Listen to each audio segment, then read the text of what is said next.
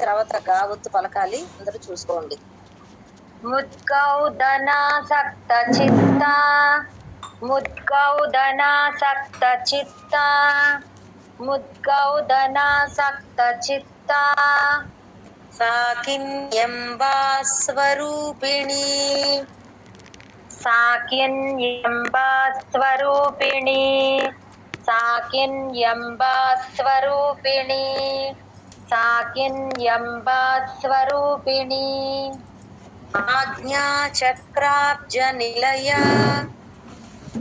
ఆజ్ఞాచక్రాబ్జ నిలయ ఆజ్ఞాచక్రాబ్జ నిలయ ఆజ్ఞాచక్రాబ్జ నిలయ శుక్లవర్ణా షడానన శుక్లవర్ణా షడానన శుక్లవర్ణా షడానన శుక్లవర్ణా షడానన. ఇందులో మొదటి లైన్ లో 2 నామాలండి. మనం ఎక్కడ బ్రేక్ ఇచ్చామో అక్కడ ఒక్కొక్క నామము. రెండవ లైన్ లో 3 నామాలు. ఆజ్ఞాచక్రాబ్జ నిలయ 1, శుక్లవర్ణ 1, షడానన 1. ముద్గౌదనాసక్త చిత్త సాకిన్యంబా స్వరూపిణి ముద్గౌదనాసక్త చిత్తా సాకిన్యంబా స్వరూపిణి ముద్గౌదనాసక్త చిత్తా సాకిన్యంబా స్వరూపిణి ముద్గౌదనాసక్త చిత్తా సాకిన్యంబా స్వరూపిణి ఆజ్ఞాచక్రాబ్జ నిలయ శుక్లవర్ణా షడానన ఆజ్ఞాచక్రాబ్జ నిలయ శుక్లవర్ణా షడానన ఆజ్ఞాచక్రాబ్జ నిలయ శుక్లవర్ణా షడానన ఆజ్ఞాచక్రాబ్జ నిలయ శుక్లవర్ణా షడానన ముద్గౌదనాసక్త చిత్త సాకిన్యంబా స్వరూపిణి ఆజ్ఞాచక్రాబ్జ నిలయ శుక్లవర్ణా షడానన ముద్గౌదనాసక్త చిత్తా సాకిన్యంబా స్వరూపిణి ఆజ్ఞాచక్రాబ్జ నిలయ శుక్లవర్ణా షడానన ముద్గౌదనాసక్త చిత్తా సాకిన్యంబా స్వరూపిణి ఆజ్ఞాచక్రాబ్జ నిలయ శుక్లవర్ణా షడానన ముద్గౌదనాసక్త చిత్తా సాకిన్యంబా స్వరూపిణి ఆజ్ఞాచక్రాబ్జ నిలయ శుక్లవర్ణా షడానన ముద్గౌదనాసక్త చిత్తా సాకిన్యంబా స్వరూపిణి ఆజ్ఞాచక్రాబ్జ నిలయ శుక్లవర్ణా షడానన ముద్గౌదనాసక్త చిత్తా సాకిన్యంబా స్వరూపిణి ఆజ్ఞాచక్రాబ్జ నిలయ శుక్లవర్ణా షడానన ముద్గౌదనాసక్త చిత్తా సాకిన్యంబా స్వరూపిణి ఆజ్ఞాచక్రాబ్జ నిలయ శుక్లవర్ణా షడానన ముద్గౌదనాసక్త చిత్తా సాకిన్యంబా స్వరూపిణి ఆజ్ఞాచక్రాబ్జ నిలయ శుక్లవర్ణా షడానన. జై గురుదత్త. జయ గురుదత్త. మజ్జా సంస్థా చెప్పండి. మజ్జా సంస్థా మజ్జా సంస్థా మజ్జా సంస్థా హంసవతి ముఖ్య శక్తి సమన్విత. ఇదంతా కలిపి ఒకటే నామం అండి. అందుకే నేను బ్రేక్ మజ్జా సంస్థ తర్వాత ఇచ్చాను. 2 నామాలు ఈ లైన్ లో. కానీ చాలా మంది మజ్జా సంస్థ హంసవతి అని ఇచ్చి గ్యాప్ ఇచ్చి ముఖ్య శక్తి సమన్విత అంటారు. తప్పది. మొత్తం కలిపి ఒకటి చదవండి. హంసవతి ముఖ్య శక్తి సమన్విత హంసవతి ముఖ్య శక్తి సమన్విత హంసవతి ముఖ్య శక్తి సమన్విత హరిద్రాన్నైకరసికా హరిద్రాన్నైకరసికా హరిద్రాన్నైకరసికా హరిద్రాన్నైకరసికా హాకినీ రూపధారిణీ హాకినీ రూపధారిణి హాకినీ రూపధారిణి హాకినీ రూపధారిణి. మనకి షట్చక్రాలు అని యోగంలో చెప్తారు కదండి. ఒక్కొక్క చక్రానికి అధిష్టానంగా ఉండేటటువంటి అమ్మవారి స్వరూపాన్ని వర్ణిస్తున్నారు ఈ శ్లోకాల్లో. అర్థమయ్యే ఉంటుంది. ఆజ్ఞాచక్రము, అలాగే ఒక్కొక్క చక్రం గురించి వచ్చింది కదా ఇంతకు ముందర కూడా. మూల, స్వాధిష్టానం, భుజగత, మణిపూరాబ్జ నిలయ తెలిసే ఉంటుంది. ఇది ఆజ్ఞాచక్రం.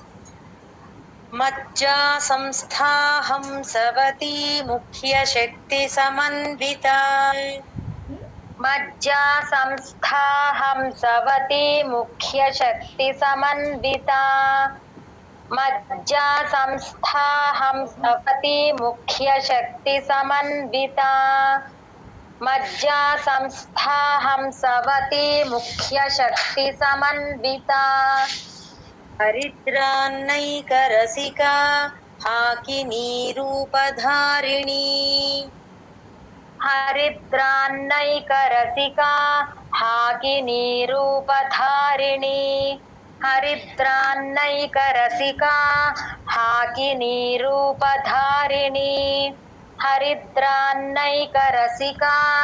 హాకినీ రూపధారిణి.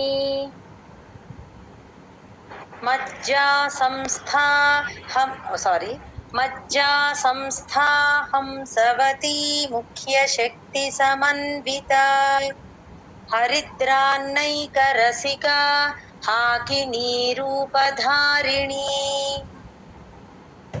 మజ్జా సంస్థా హంసవతి ముఖ్య శక్తి సమన్విత హరిద్రాన్నైకరసికా హాకినీ రూపధారిణి మజ్జా సంస్థా హంసవతి ముఖ్య శక్తి సమన్విత హరిద్రాన్నైకరసికా హాకినీ రూపధారిణి మజ్జా సంస్థా హంసవతి ముఖ్య శక్తి సమన్విత హరిద్రాన్నైకరసికా హాకినీ రూపధారిణి మజ్జా సంస్థా హంసవతి ముఖ్య శక్తి సమన్విత హరిద్రాన్నైకరసికా హాకినీ రూపధారిణి మజ్జా సంస్థా హంసవతి ముఖ్య శక్తి సమన్విత హరిద్రాన్నైకరసికా హాకినీ రూపధారిణి మజ్జా సంస్థా హంసవతి ముఖ్య శక్తి సమన్విత హరిద్రాన్నైకరసికా హాకినీ రూపధారిణి మజ్జా సంస్థా హంసవతి ముఖ్య శక్తి సమన్విత హరిద్రాన్నైకరసికా హాకినీ రూపధారిణి. ఈ రెండవ లైన్ లో రెండు నామాలండి. హరిద్రాన్నైక రసిక ఒకటి, హాకినీ రూపధారిణి ఒకటి, రెండు నామాలు. పై లైన్ లో చెప్పాను కదా. సహస్రదళ పద్మస్థా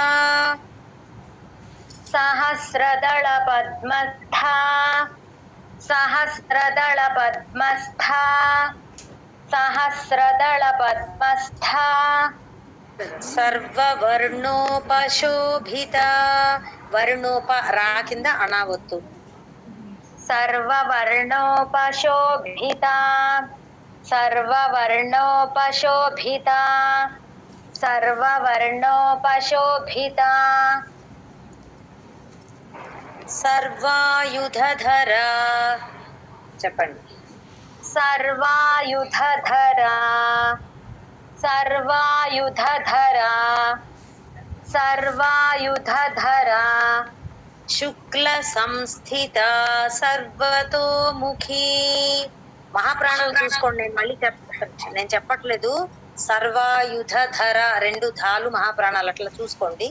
శుక్ల సంస్థిత సర్వతోముఖి, చెప్పండి. శుక్ల సంస్థిత సర్వతోముఖి, శుక్ల సంస్థిత సర్వతోముఖి, శుక్ల సంస్థిత సర్వతోముఖి.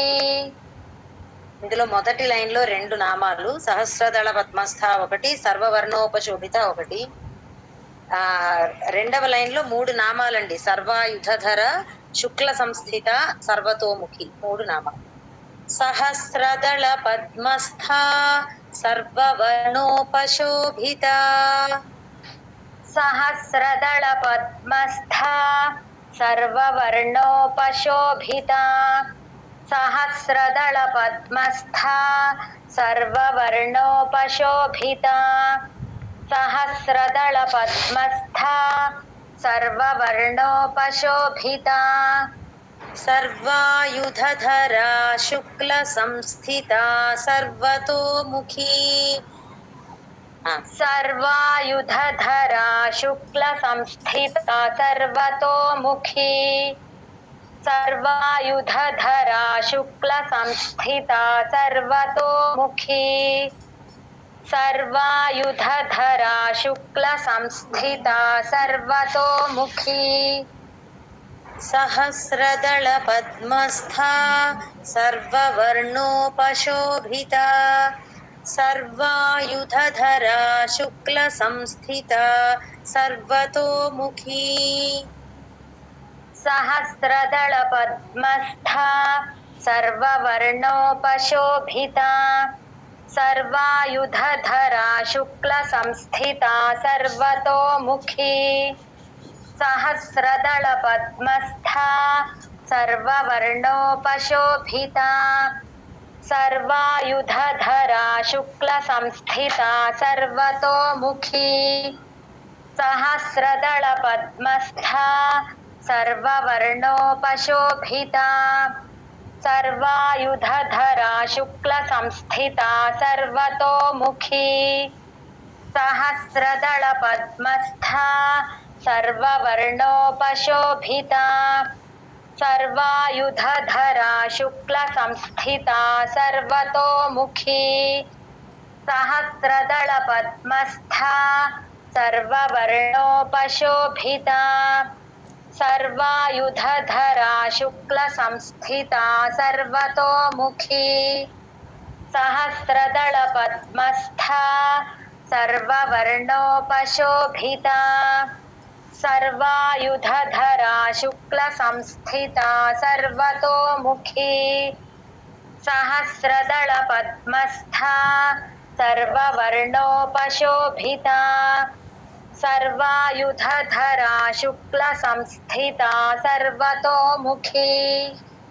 జై గురుదేవ్. సర్వౌదన ప్రీత చిత్త, సర్వౌదన ప్రీత చిత్త, సర్వౌదన ప్రీత చిత్త, సర్వౌదన ప్రీత చిత్త, యాకిన్యంబా స్వరూపిణి, యాకిన్యంబా స్వరూపిణి, యాకిన్యంబా స్వరూపిణి, యాకిన్యంబా స్వరూపిణి. స్వాహా స్వధామతిర్మేధా, స్వాహా స్వధామతిర్మేధా, స్వాహా స్వధామతిర్మేధా, స్వాహా స్వధామతిర్మేధా. ఈ శ్లోకంలో మొదటి లైన్ లో రెండు నామాలు, సర్వౌదన్ ప్రీత చిత్త ఒకటి, యాకిన్యాంబా స్వరూపిణి. రెండవ లైన్ లో చాలా నామాలు, స్వాహ ఒకటి, స్వధా ఒకటి, మతిహి ఒకటి, మేధా ఒకటి. అలాగే శృతి, స్మృతి, అనుత్తమ ఒకటి. మూడు నామాలు అక్కడ ఆ పాదాల్లో. మొత్తం అన్ని నామాలు చూసుకోండి. శృతి స్మృతిరనుత్తమ, శృతి స్మృతిరనుత్తమ, శృతి స్మృతిరనుత్తమ, శృతి స్మృతిరనుత్తమ. సర్వౌదన సర్వౌదన ప్రీత చిత్త యాకిన్యం వా స్వరూపిణి సర్వౌదన ప్రీత చిత్త యాకిన్యం వా స్వరూపిణి సర్వౌదన ప్రీత చిత్త యాకిన్యం వా స్వరూపిణి సర్వౌదన ప్రీత చిత్త యాకిన్యం వా స్వరూపిణి స్వాహా స్వధామతిర్మేధా శృతిస్మృతిరనుత్తమా స్వాహా స్వధామతిర్మేధా శృతిస్మృతిరనుత్తమా స్వాహా స్వధామతిర్మేధా శృతిస్మృతిరనుత్తమా స్వాహా స్వధామతిర్మేధా శృతిస్మృతిరనుత్తమా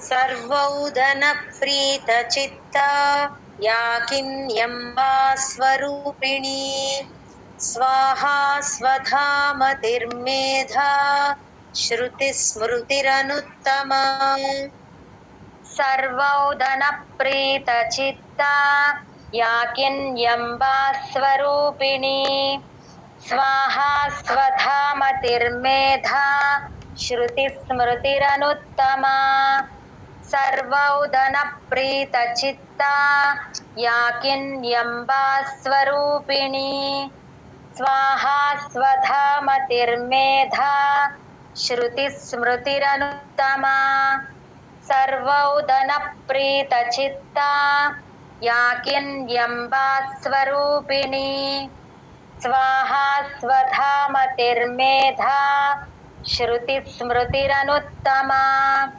సర్వౌదన ప్రీత చిత్త యాకిన్యం వా స్వరూపిణి స్వాహా స్వధామతిర్మేధా శృతిస్మృతిరనుత్తమా సర్వౌదన ప్రీత చిత్త యాకిన్యం వా స్వరూపిణి స్వాహా స్వధామతిర్మేధా శృతిస్మృతిరనుత్తమా సర్వౌదన ప్రీత చిత్త యాకిన్యం వా స్వరూపిణి స్వాహా స్వధామతిర్మేధా శృతిస్మృతిరనుత్తమా సర్వౌదన ప్రీత చిత్త యాకిన్యం వా స్వరూపిణి స్వాహా స్వధామతిర్మేధా శృతిస్మృతిరనుత్తమా.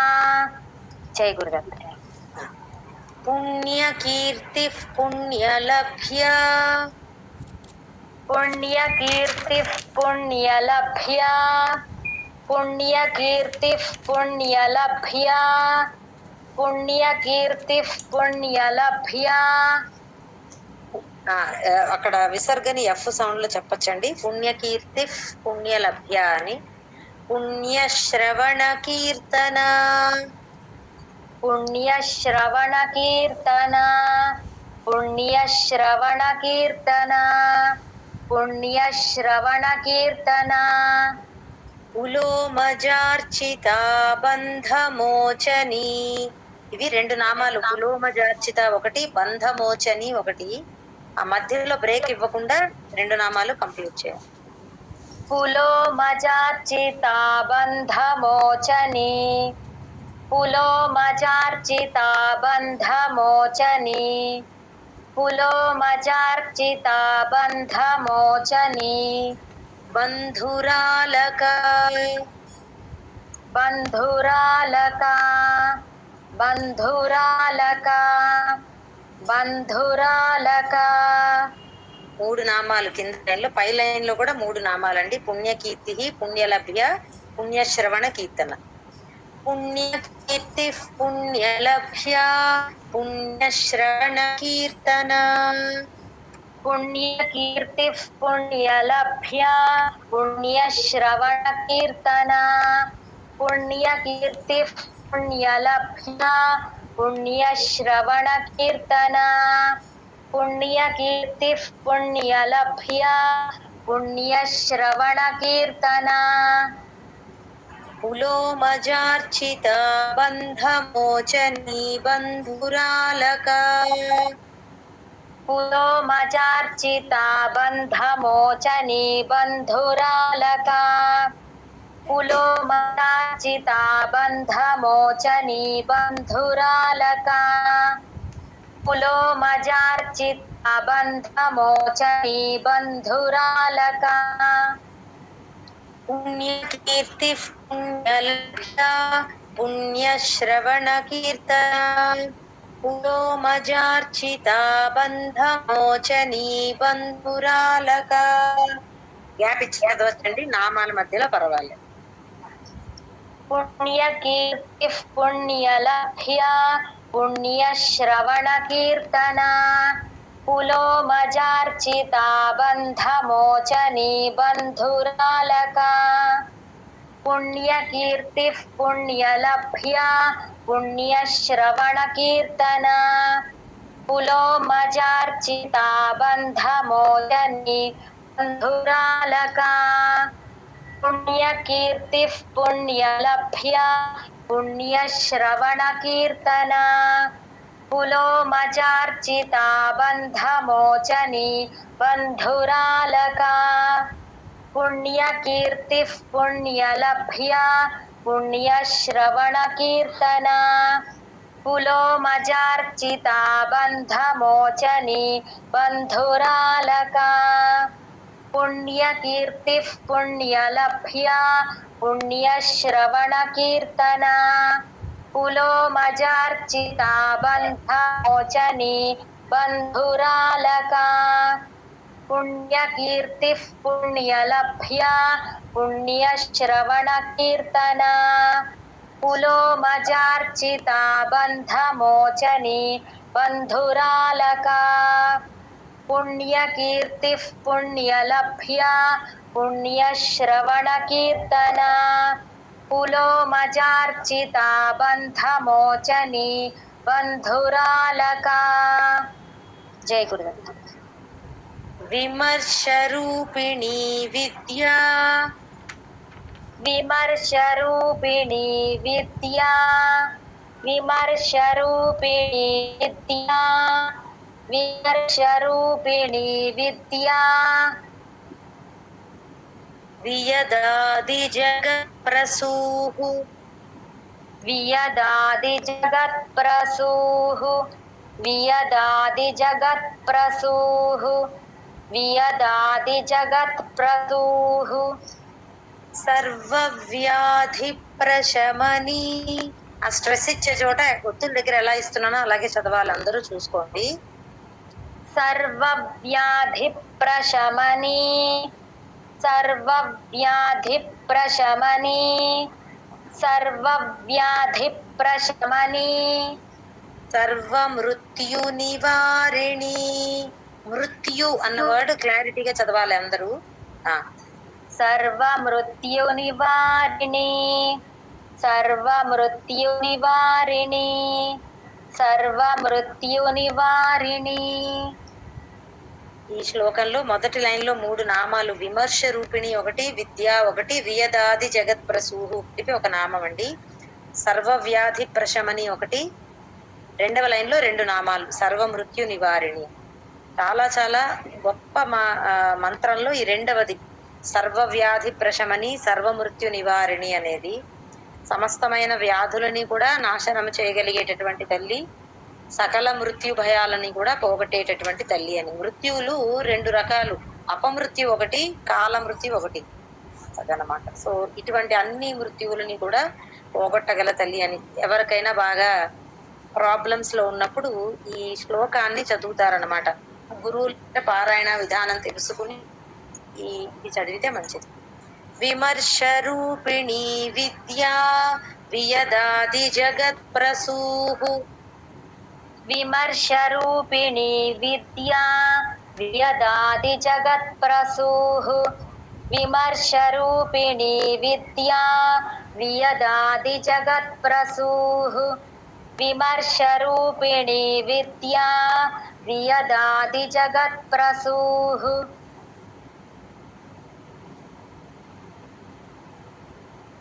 అండి మ్యూట్ లో ఉన్నా.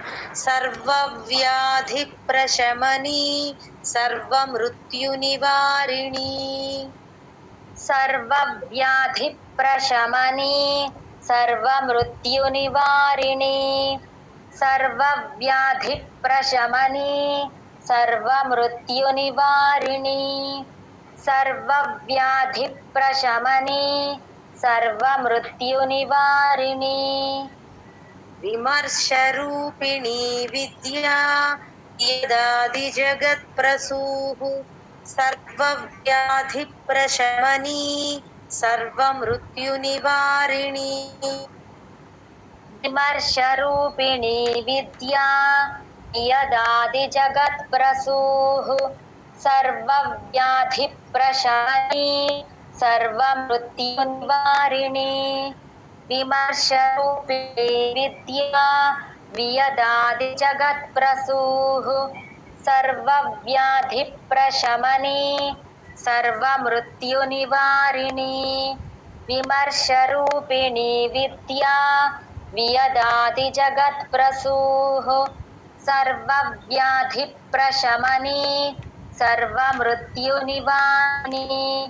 విమర్శరూపిణి విద్యా వియదాది జగత్ ప్రసూః సర్వవ్యాధి ప్రశమని సర్వమృత్యు నివారిణి.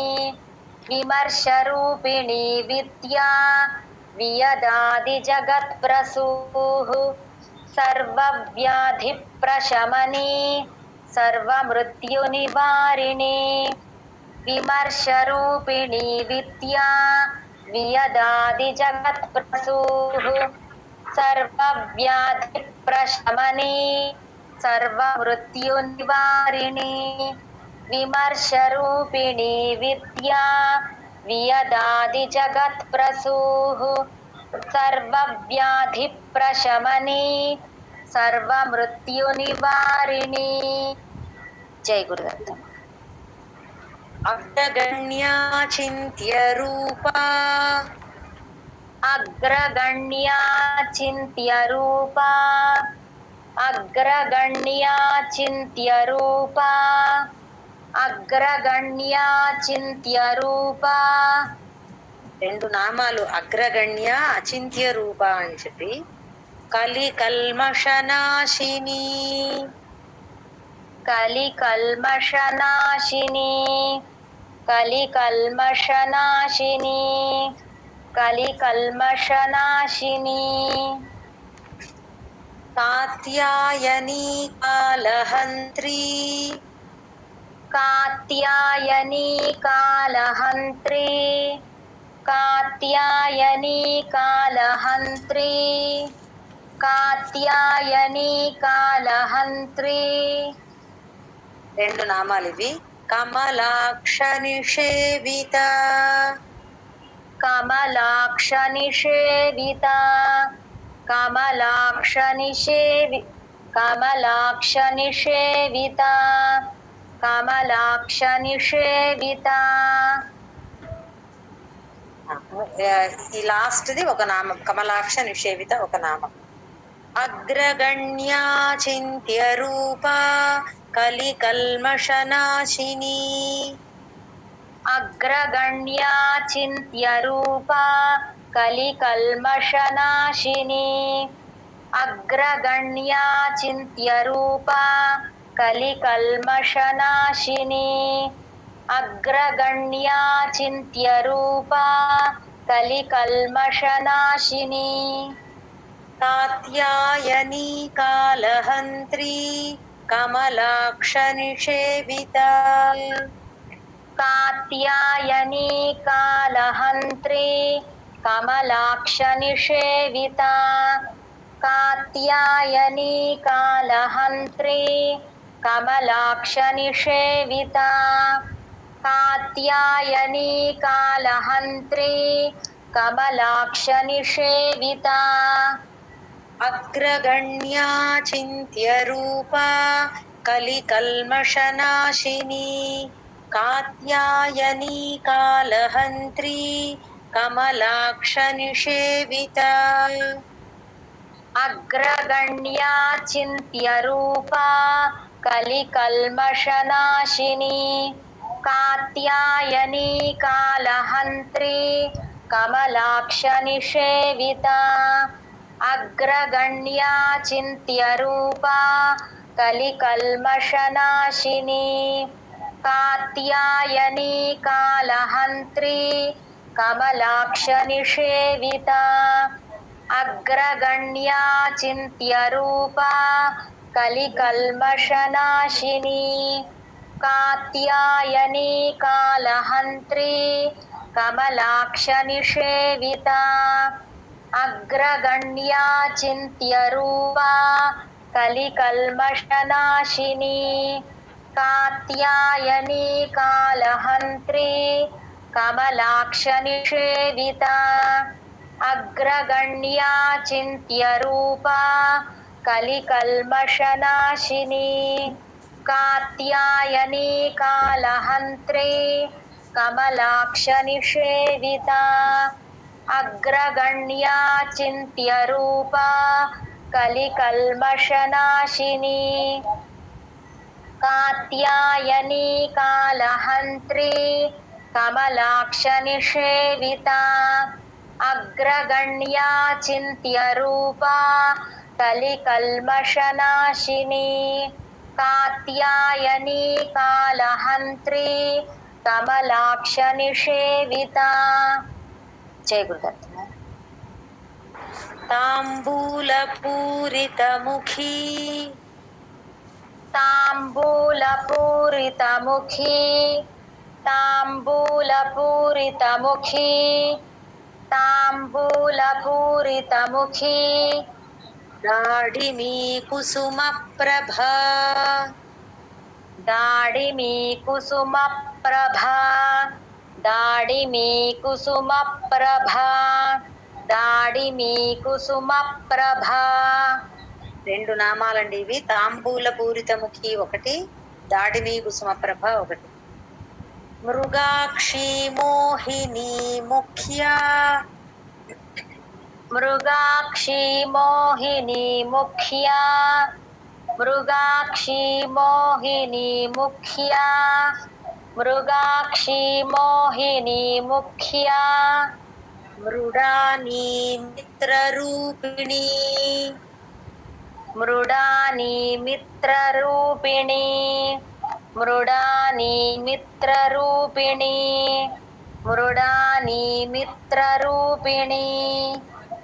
ఈ రెండవ లైన్ లో ఒక్కొక్కటి ఒక్కొక్క నామం. మృగాక్షి ఒకటి, మోహిని, ముఖ్య, మృడాని, మిత్రరూపిణి, 5 నామాలు.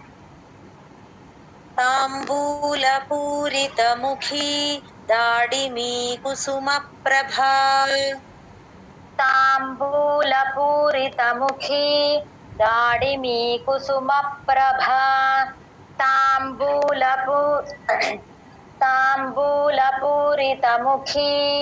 దాడిమీ కుసుమ ప్రభా తాంబూలపూరితముఖీ దాడిమీ కుసుమ ప్రభా. మృగాక్షి మోహిని ముఖ్యా మృడాని మిత్రరూపిణి మృగాక్షి మోహిని ముఖ్యా మృడాని మిత్రరూపిణి మృగాక్షి మోహిని ముఖ్యా మృడాని మిత్రరూపిణి మృగాక్షి మోహిని ముఖ్యా మృడాని మిత్రరూపిణి. తాంబూల పూరితముఖి అంటే అమ్మవారి యొక్క నోరు తాంబూలము చేత పండినట్లుగా ఉన్నటువంటి నోరు గల తల్లి అని. దాడిమీ కుసుమ ప్రభ అంటే దానిమ్మ పువ్వు శోభ కలిగి ఉన్న తల్లి అని. దానిమ్మ పువ్వు ఏ రంగులో ఉంటుందో అలాగా. మిత్ర రూపిణి అని ఉంది చూసారా. అంటే మిత్ర అంటే సూర్యుడికి పేరు. మిత్ర రవి అని చదువుతాం కదా మనము నామాల్లో. సూర్యుడి రూపంగా ఉన్నటువంటి తల్లి అని చెప్పి, సూర్యుడి రూపంగా ఉన్నది ఎవరో కాదు అమ్మవారే అని. అంటే ఒక నామం మధ్యలో అర్థం తెలుస్తుంటే మనకు ఒక్కసారి ఆ భావన మనసులో వస్తుందని చెప్తున్నాం. తాంబూల పూరిత ముఖీ దాడిమీ కుసుమ ప్రభ మృగాక్షీ మోహిని ముఖ్యా మృడాని మిత్ర రూపిణి. ఒక్క నిమిషము. అమ్మవారిది తాంబూల సేవ అనేటటువంటిది చాలా ముఖ్యమైనదండి అమ్మవారి సేవలలో. ఆ తాంబూలం అనేటటువంటిది సుమంగళి స్త్రీలు అది చర్వణం చేస్తారు కదా, అది నవ్వులుతారు అనమాట. అటువంటి నోరుని మనం అమ్మవారి నోరుని మనం భావించుకుంటే స్త్రీలకి సౌమాంగల్యం అన్నమాట. మాంగళ్యం ఎప్పుడు ఉంటుంది అని చెప్తారు. అందుకు దాని అర్థం చెప్పాను. ఎప్పుడు మనం మనం చదువుకుంటూ ఉంటే ఒకసారి ఆ భావన చేసుకోవచ్చు అని చెప్పి. సౌందర్య లహరిలో కూడా ఇటువంటిది ఒకటి వస్తుంది. సుధా మర్చిపోయాను, 27వ శ్లోకం అనుకుంటా, 27 కాదు, చెప్తాను నెక్స్ట్ క్లాస్ లో చెప్తాను. సుధా అని స్టార్ట్ అవుతుంది, ఇప్పుడు గుర్తు రావట్లేదు దాని మొత్తం. అది కూడా అంతేనండి, అమ్మవారి మాంగళ్యము మనం కనుక ఆ అర్థంతో భావన చేసుకుంటే స్త్రీలకి ఎంతో మంచిది అని చెప్పి. అది చదవండి. తాంబూల పూరిత ముఖీ దాడిమీ కుసుమ ప్రభా మృగాక్షీ మోహిని ముఖ్యా మృడాని మిత్ర రూపిణి. తాంబూల పూరిత ముఖీ దాడిమీ కుసుమ ప్రభా మృగాక్షీ మోహిని ముఖ్యా మృడాని మిత్ర రూపిణి. తాంబూల పూరిత ముఖీ దాడిమీ కుసుమ ప్రభా మృగాక్షీ మోహిని ముఖ్యా మృడాని మిత్ర రూపిణి. తాంబూల పూరిత ముఖీ దాడిమీ కుసుమ ప్రభా మృగాక్షీ మోహిని ముఖ్యా మృడాని మిత్ర రూపిణి. తాంబూల పూరిత ముఖీ దాడిమీ కుసుమ ప్రభా మృగాక్షీ మోహిని ముఖ్యా మృడాని మిత్ర రూపిణి. తాంబూల పూరిత ముఖీ దాడిమీ కుసుమ ప్రభా మృగాక్షీ మోహిని ముఖ్యా మృడాని మిత్ర రూపిణి. తాంబూల పూరిత ముఖీ దాడిమీ కుసుమ ప్రభా మృగాక్షీ మోహిని ముఖ్యా మృడాని మిత్ర రూపిణి. జయ గురుదత్త. నిత్య తృప్తా భక్త నిధిర్నియంత్రీ నిత్య తృప్తా భక్త నిధిర్నియంత్రీ నిత్య తృప్తా భక్త నిధిర్నియంత్రీ నిత్య తృప్తా భక్త నిధిర్నియంత్రీ. నిఖిలేశ్వరీ నిఖిలేశ్వరీ నిఖిలేశ్వరీ నిఖిలేశ్వరీ. 4 నామాలండి. నిత్య తృప్త భక్త నిధి నియంత్రి నిఖిలేశ్వరి అని. మైత్ర్యాదివాసనాలభ్యా మైత్ర్యాది మైత్ర్యాదివాసనాలభ్యా మైత్ర్యాదివాసనాలభ్యా మైత్ర్యాదివాసనాలభ్యా. మహాప్రళయ సాక్షిణీ మహాప్రళయ సాక్షిణీ మహాప్రళయ సాక్షిణీ మహాప్రళయ సాక్షిణీ. మైత్ర్యాది వాసనాలభ్య అంటే ఆ మైత్రి, కరుణ, ముదిత, ఉపేక్ష ఇవి అంటండి. ఇటువంటి 4 వాసనలు అంటే సంస్కారాలు అనుకోవచ్చు. అటువంటి సంస్కారాల చేత పొందబడేటటువంటి తల్లి అని. అది నిత్య తృప్త. ఇవి 2 నామాలు. మైత్ర్యాది వాసనాలభ్య ఒకటి, మహాప్రళయ సాక్షిణి ఒకటి. ఆ పై శ్లోకంలో మృడాని అంటే మృడు అంటే శివుడు అండి. అందరికీ పరమ సుఖాన్ని కలిగించేది ఎవరో ఆయన పేరు మృడు, శివుడు అని. ఆయనకి పత్ని మృడాని అంటే. అది రెండవ లైన్ మొత్తం చెప్పాలి కదండి. మొదటి లైన్ ఫస్ట్ లైన్. నిత్య తృప్త భక్త నిధిర్నియంత్రీ నిఖిలేశ్వరీ నిత్య తృప్త భక్త నిధిర్నియంత్రీ నిఖిలేశ్వరీ నిత్యతృప్తా భక్తనిధిర్నియంత్రీ నిఖిలేశ్వరీ నిత్యతృప్తా భక్తనిధిర్నియంత్రీ నిఖిలేశ్వరీ మైత్ర్యాదివాసనాలభ్యా మహాప్రళయ సాక్షిణీ మైత్ర్యాదివాసనాలభ్యా మహాప్రళయ సాక్షిణీ మైత్ర్యాదివాసనాలభ్యా మహాప్రళయ సాక్షిణీ మైత్ర్యాదివాసనాలభ్యా మహాప్రళయ సాక్షిణీ. ఈ అర్థాలండి నేను జస్ట్ ఏదో చిన్నగా చెప్తున్నాను. చాలా చాలా ఎంతో లోతైన అర్థాలు. లలితా సహస్రనామం మామూలుది కాదు, పెద్ద భాష్యము, దీనికి ఎంతో వివరణ ఉంటుంది. నేను జస్ట్ పైన చెప్తున్నాను. ఏదన్నా ఇటు అటు పొరపాటు ఉండొచ్చు, ఏమనుకోవద్దు. జస్ట్ మనకి నామము చదివేటప్పుడు కొంచెం దాని భావం వస్తుందనే తప్ప పెద్ద పెద్దగా అసలు ఆ లోతైన అర్థాలు చెప్పే ఇది లేదు, ఆ ఉద్దేశం లేదు, అలా చెప్పట్లేదు కూడా. నిత్యతృప్తా భక్త నిధిర్నియంత్రీ నిఖిలేశ్వరీ మైత్ర్యాదివాసనాలభ్యా మహాప్రళయ సాక్షిణీ నిత్యతృప్తా భక్తనిధిర్నియంత్రీ నిఖిలేశ్వరీ మైత్ర్యాదివాసనాలభ్యా మహాప్రళయ సాక్షిణీ నిత్యతృప్తా భక్తనిధిర్నియంత్రీ నిఖిలేశ్వరీ మైత్ర్యాదివాసనాలభ్యా మహాప్రళయ సాక్షిణీ నిత్యతృప్తా భక్తనిధిర్నియంత్రీ నిఖిలేశ్వరీ మైత్ర్యాదివాసనాలభ్యా మహాప్రళయ సాక్షిణీ నిత్యతృప్తా భక్తనిధిర్నియంత్రీ నిఖిలేశ్వరీ మైత్ర్యాదివాసనాలభ్యా మహాప్రళయ సాక్షిణీ నిత్యతృప్తా భక్తనిధిర్నియంత్రీ నిఖిలేశ్వరీ మైత్ర్యాదివాసనాలభ్యా మహాప్రళయ సాక్షిణీ నిత్యతృప్తా భక్తనిధిర్నియంత్రీ నిఖిలేశ్వరీ మైత్ర్యాదివాసనాలభ్యా మహాప్రళయ సాక్షిణీ నిత్యతృప్తా భక్తనిధిర్నియంత్రీ నిఖిలేశ్వరీ మైత్ర్యాదివాసనాలభ్యా మహాప్రళయ సాక్షిణీ. జయ గురుదత్.